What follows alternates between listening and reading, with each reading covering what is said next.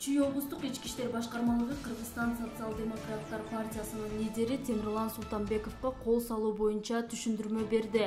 Башкармалыктын маалыматы боюнча милиция кызматкерлеринин ыкчам иштеринин натыйжасында бул факт Аламөдүн районунун аймагында болгону аныкталган. Темирлан Султанбеков өзү Чүй облусунун ички иштер органдарына кайрылган эмес, бирок Аламөдүн районунун ички иштер органдарына жөнөп жатканы тууралуу маалымат келип түшкөн. Султанбековдун машинасына ок атылган факты боюнча толук маалымат бардык зарыл болгон тергөө иш-чаралары жүргүзүлгөндөн кийин кошумча берилет, деп кошумчалашты милициядан. Эске сала кетсек, Султанбеков социалдык түйүндөгү баракчасына 26 августта саат 01:30 чамасында белгисиз адамдар анын машинасына белгисиз куралдан ок чыгаргандыгы тууралуу маалыматты жарыялаган.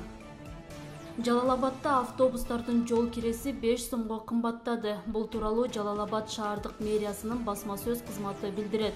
Маалыматка ылайык, жол акысын Жалал-Абад шаардык жүргүнчүлөрдү ташуу муниципалдык автобазасы жогорулаткан. Аталган ишкананын жетекчиси буга чейин жол акынын арзандыгы, ал эми күйүүчү майлоочу майлар жана тетиктердин кымбаттыгынан автобустар өз чыгымын жаба албай калганын билдирип, шаардык кеңештин депутаттарына жол кирени жогорулатып берүү боюнча кайрылган. Эл өкүлдөрү жогорудагы жагдайларды эске алып, жол акысын 10 сомго көтөрүп беришкен. Ал эми 1-5 класска чейинки шаардын мектеп окуучулары акысыз жүрөт, деп айтылат маалыматта. Белгилей кетсек, Жалал-Абад шаардык жүргүнчүлөрдү ташуу муниципалдык автобазасы 1 сентябрдан баштап каттамга чыга баштайт. Учурда 8 автобус каттамга чыгууга даяр. Калган бир нече автобус бузук абалда турат.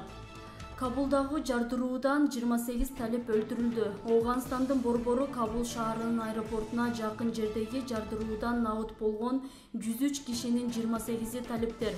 Бул тууралуу Талибан кыймылынын өкүлүнө таянуу менен чет элдик басылмалар жазышты. Биз америкалыктарга караганда көбүрөөк адамдарды жоготтук, деген өкүлү. Ал ошондой эле Ооганстандан чет элдик аскерлерди чыгаруу мөөнөтүн узартууга эч кандай негиз жок деп билдирген. Белгилей кетсек, кечээ 26 август күнү Ооганстандын борбору Кабул шаарындагы эл аралык аэропорттун жанында жарылуу орун алган. Кыргыз Республикасынын президенти Садыр Жапаров 27-28 августта Баткен облусунда иш сапары менен болот. Бул тууралуу президенттин аппаратынын маалымат бөлүмү кабарлады. Мамлекет башчысы чек арага чектеш айылдарга барып, өнөр жай ишканаларынын абалы менен таанышат жана жергиликтүү тургундар менен жолугушат.